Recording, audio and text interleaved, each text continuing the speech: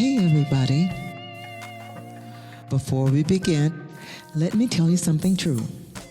I've lived a magical musical life. Stages, airports, heartbreaks, miracles, the lowest of lows and the highest of highs. All of it stitched into the rhythm of who I am now. An extremely shy, quiet, invisible little black girl from South Central LA walked a long road to becoming the woman you're hearing today. And when I say walked, I mean that in every sense of the word. For years, I had the same dream over and over. I was alone walking on an empty highway. No cars, no people, just me walking. I'd look up at the overpass sign and it would always say, Pomona. I understood the assignment. I was meant to walk from Pomona all the way to Los Angeles. No vehicles, no shortcuts, just step after step after step. I remember feeling the weight of it, the knowing that the journey would be long, lonely, scary, and possibly treacherous, but unavoidable. So I put my head down and I walked, literally and figuratively. And somewhere on that road, in life, not just the dream, I learned something precious. The stories that heal us, that inspire us, that transform us, they aren't always the ones sung the loudest. They're the ones carried softly, whispered from soul to soul. So this space we're creating together, it's not a show. It's a safe space where beautiful things can happen, where uncomfortable things can be named, where truth gets to breathe. It's me, a woman carved in deeper tones, carved by time, carved by truth, speaking to you. And I want to ask you something. Have you ever walked a road like that? Have you ever known deep down that your life was asking something big of you? Even before you had the words for it. Do you recognize yourself here? Do you feel something stirring as you listen? Because this podcast isn't about my career. This podcast is about becoming. It's about what happens when we keep walking. Through storms, through triumphs, through doubts, through desire, through music, through age, through life itself. Some stories I share will be beautiful. Some stories will be devastating. All will be true. And I'd love for you to be a part of this. To listen, to reflect, to respond, to chime in when something lands in your bones. Because wherever you are on your journey, you're welcome here. This is the music of a life well played. Let's begin.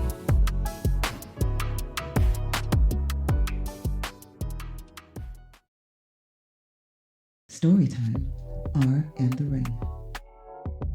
When I say I walked a long road, there are many stories that I could tell, but I'll start with this one.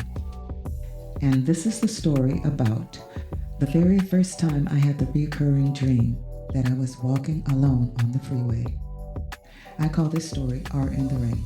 So, and also, these stories will not be in any kind of chronological order, but this is probably the best way to start, just to get things going for this story. So,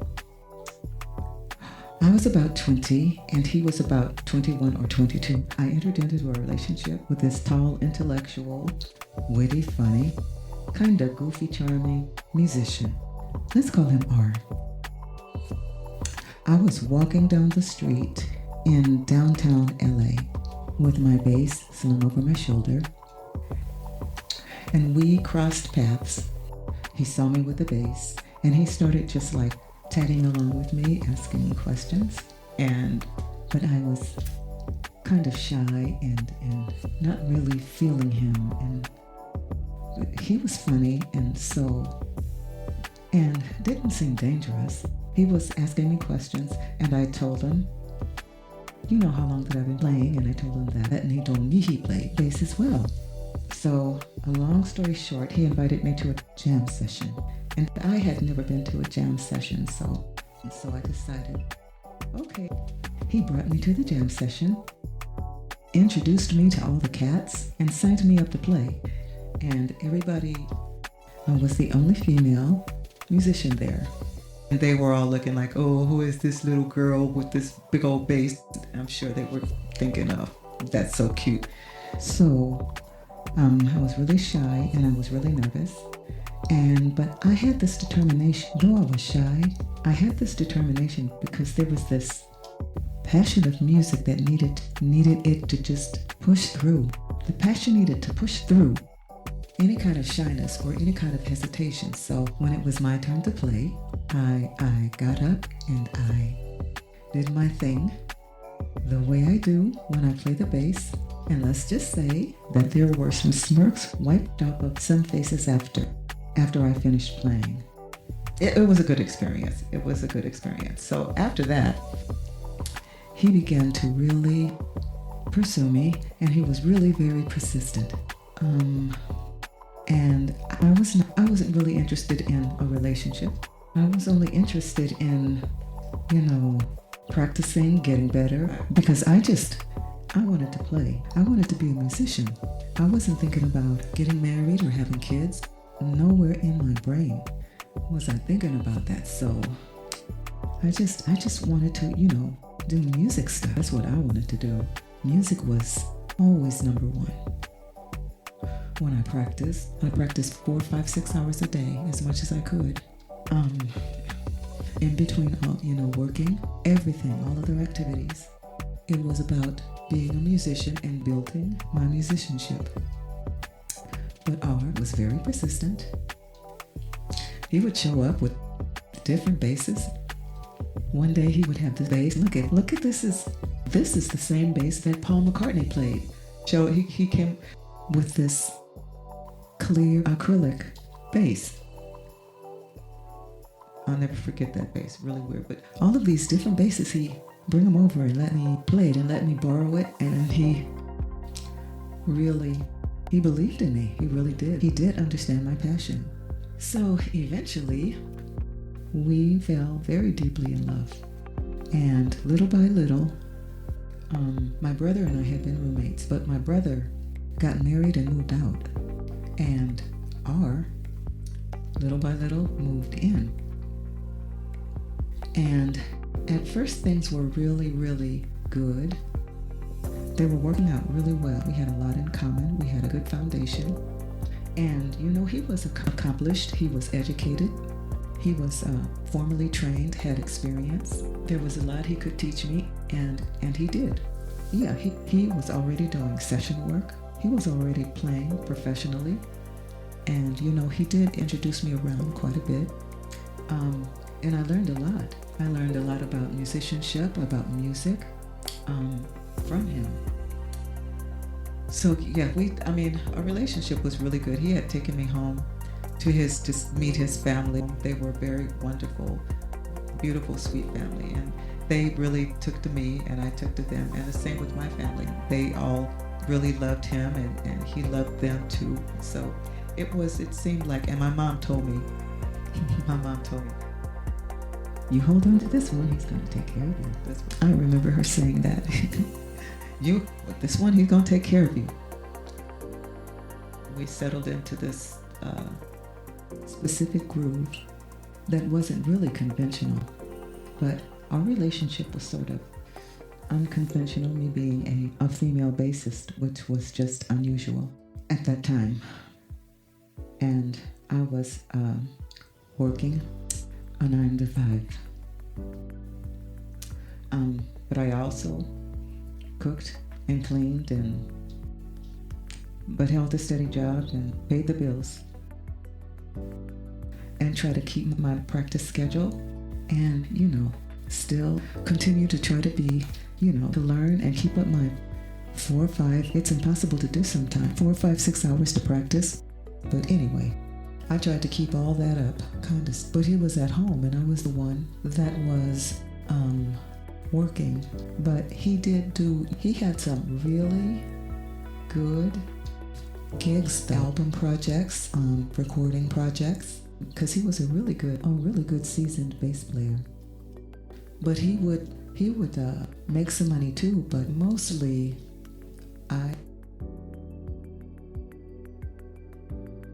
I sort of carried us. And we thought we were building something solid.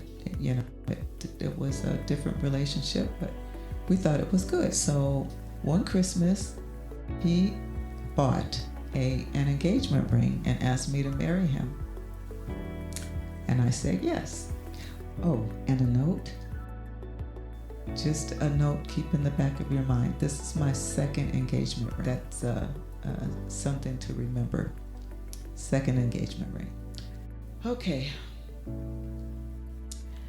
Then there were some things that began to happen that sort of gave me pause from time to time.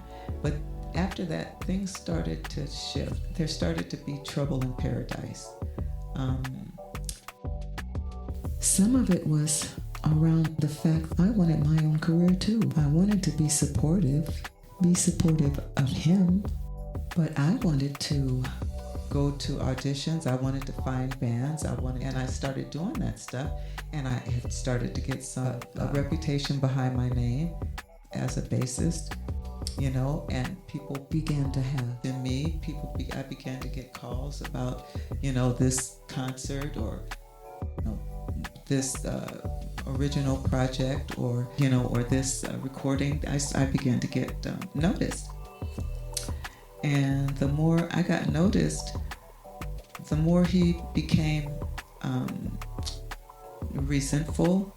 I don't know, maybe jealousy, definitely possessive. He knew he didn't have the right to tell me not to do anything. He knew he didn't have the right to do that, but that didn't stop him from doing it. So when I would, like for instance, if I had a concert and I had to dress up and be real cute for stage, he didn't like that, what I was wearing sometime, or he didn't like that I had to go and be on stage and be in rehearsals with men all the time. That was just music. That's just the way it was. And so there was moodiness. I would be walking on eggshells. And then sometimes there was money problems. And so just over time, things started to be really kind of tense and difficult. One night, I came home from work and I had to pick up my bass and go right back out and go to a rehearsal. So got to the rehearsal, found out there was some kind of emergency and the rehearsal got canceled. So I said, okay, well, I'll just go right back home, but just and get some sleep. Working all day and then come in to do a rehearsal. I said, okay, I was tired anyway. So went back home and he was at home.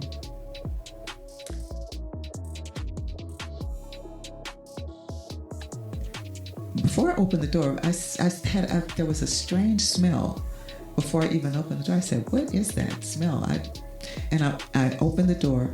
The whole house was dark. All the lights were out. And he was sitting on the couch, smoking crack. And I was shocked.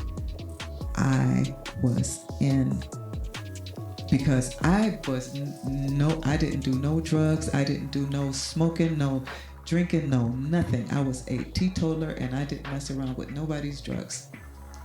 I didn't think he did either. And I was shocked. I was absolutely shocked. I said, what are you doing? And you know, I was very naive. I was very naive and I was very forgiving and I never fussed and argued. He gave me some, oh, you know, I was just relaxing. And I said, what is that smell? I don't know what crack cocaine smelled like, but I think that's what it was. And there was this heavy smoke in the house. And I'm sure that's what it was. And so after that, boy, I really started feeling like, I don't know what's going on here. A few days later, he was driving me to work. And there was tension. There was definitely tension from what happened the other night. He was driving me to work. There was the car inside the car was silent. We weren't talking. I wasn't talking. I wasn't mad or I wasn't, I was just quiet, and I was thinking. He wasn't saying anything. The radio wasn't on in the car, nothing. We were just driving. All of a sudden, I felt this smack. He just reached over and backhanded me right across my face. Just whack. Out of nowhere.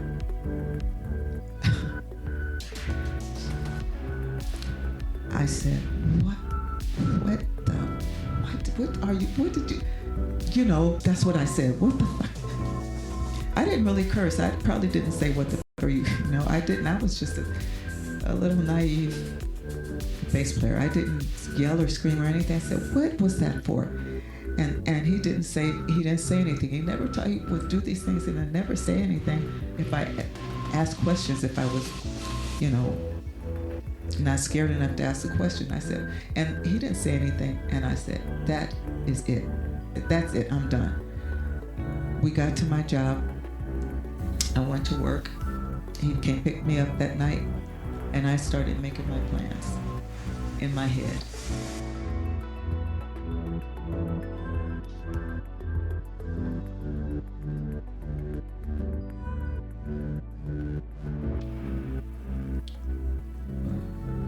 There's another story that happened. This happened before the incident of the crack cocaine. With this particular incident, I'm not going to go into because it's kind of the subject matter is a little. Well, he did something. He was always doing these weird. He did something to me that made me go, who the F are you? And I asked him, why did you do that? Why did you do that? And he started to say, well, he started to try to explain as if there was something, if there was any kind of a reason why he would do such a thing. Maybe in a book I'll go into what actually happened, but he tried to he started trying to explain, and then he realized that he shouldn't. Maybe that's why he never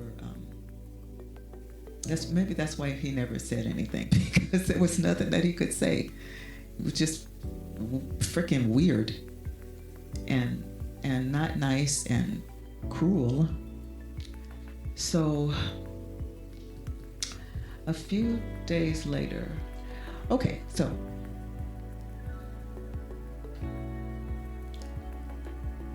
after the work situation where he slapped me, I began to put things together. And I began to make plan my escape. And so I sat him down, and I just told him, I sat him down and I told him it was time to go, that I was leaving. And so I started looking for a place, and I had sat down one night and written out a budget, and I wrote a column of the things that I would need, and then the cost. And so I had columns with numbers by it. So he walked in and he saw my list and he said, I don't see a column there for me.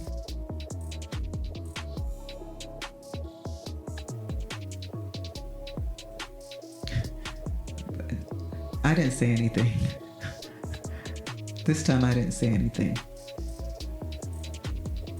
He actually thought that I should have a column where I'm paying him. I'm making my budget to where I can take care of myself in my own place, but I need to have a column for him. On what planet? On what planet? So, anyway. So I searched and I found this really cute, clean, safe, 1-bedroom apartment that was close to my job. And when it was time for me to move, baby, I took my clothes, my music system, and my pots and my pans. And that was it. I left everything else behind, and I got the hell out of Dodge. Sure did. With my pots and pans and my music system and my clothes. The first night of me in my apartment alone, I was feeling new and free and happy, even though sitting there in my empty apartment. That was the night, the very first time I had the dream of walking on the I-10 freeway. Alone, walking, no cars, no people, just me walking. Looking up at the overpass and the sign said Pomona. And I knew I had to walk from Pomona all the way to LA, Los Angeles. That was the long road.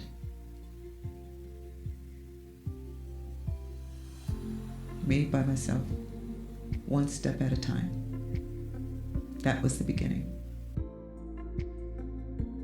But you know, that wasn't the beginning. That was not the beginning. And this was the beginning, but not really. This was just a good place to start, a doorway into the story of the long road. Sitting alone in that empty apartment that night, I realized something quietly powerful. I had put myself on that road, and it was going to be a long one. That Pomona sign in the dream, it wasn't subtle.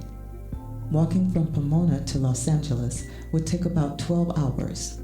Cold, lonely, treacherous, a little dangerous, and definitely scary. And that's what was ahead of me. So, alone in my own place, with my pots and my pans, feeling scared but determined, I was finally in position to begin. You know, there's so much more symbolism there. Do you feel that too? Have you ever had a dream that spoke to you like that? That showed you something that you didn't yet have words for? I'd love to know what you hear in it, what it stirs up for you. And finally, here's the bonus of the story. Even though I was alone, I was never really alone. I always had a saving grace. My beautiful, loving, supportive mom, sister, my brothers, family, friends, and God. As it turns out, my move happened right around Christmas, and my family, being who they are, decided that alone was not an option for me. So on Christmas Eve, completely last minute, they showed up at my new apartment, my empty apartment. They brought a tree. They brought lights, decorations, food, drinks, music, and we decorated my place.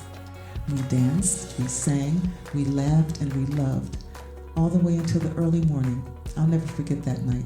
That Christmas Eve was one of the sweetest times of my life. And maybe that's part of the story too. Even when the road is long, love has a way of meeting you right where you are. Until next time, keep listening to the music of your own well-played life. Bye-bye.